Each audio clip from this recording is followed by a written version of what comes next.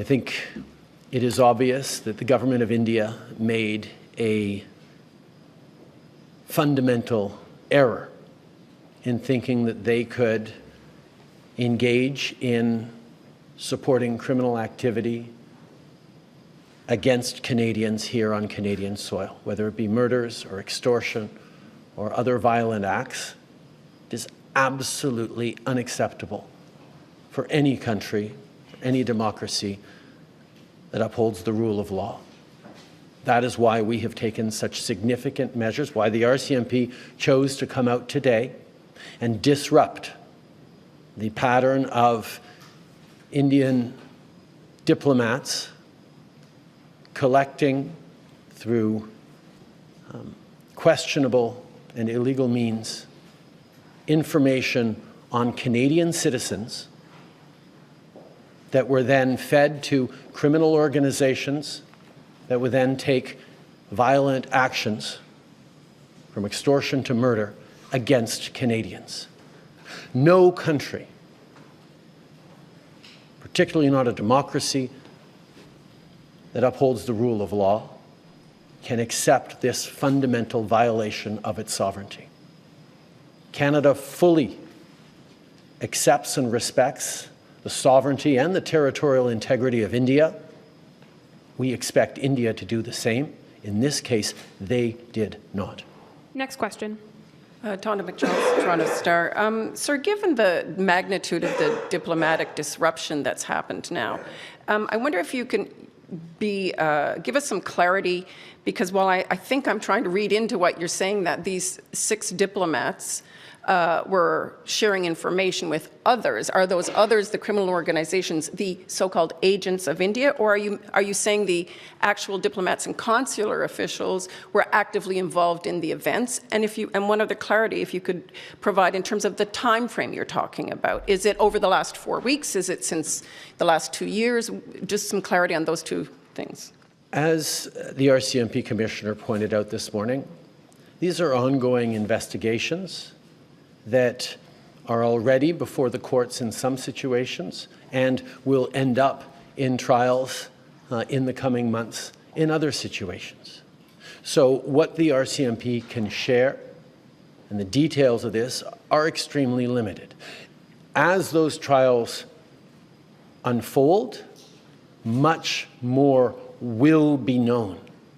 The decision to inform Canadians right now by the RCMP is aimed at keeping Canadians safe, at disrupting this pattern of behavior that these Indian diplomats have been involved in, and ensuring that Canadians can feel safer, knowing that the RCMP is extremely active in these investigations and in following up on these criminal activities.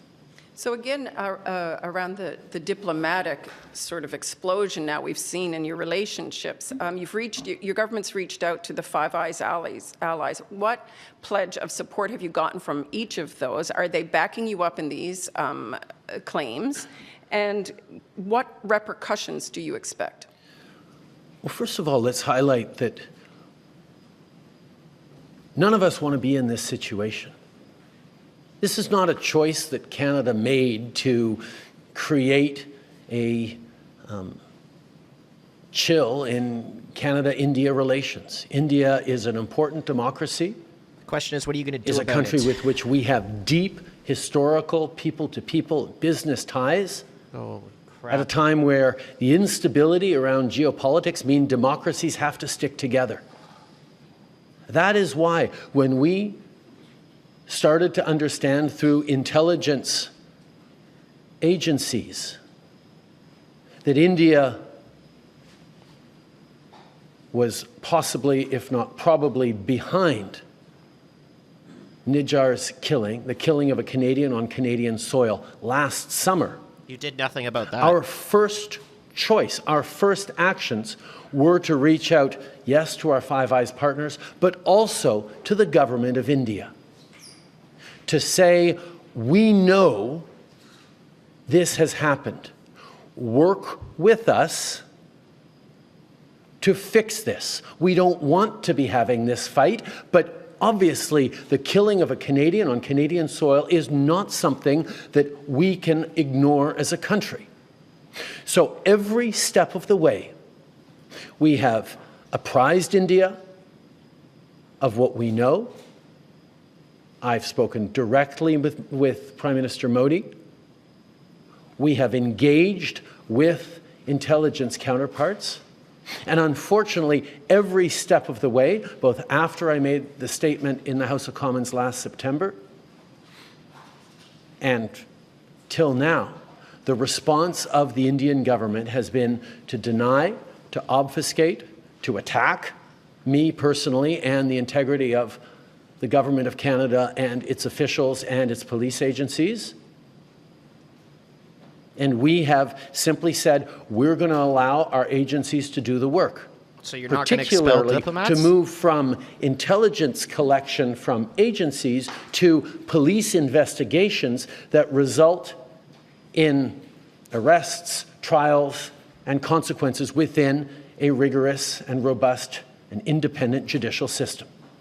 That has been our approach every step of the way. And indeed, over this past week, when the RCMP reached out to its law enforcement counterparts in India, there was a path where we could have worked together to ensure accountability and changes and steps that would have resulted in keeping Canadians safe, because that is our top priority. India, the Indian government, rejected those advances, rejected our attempts to find some way through this.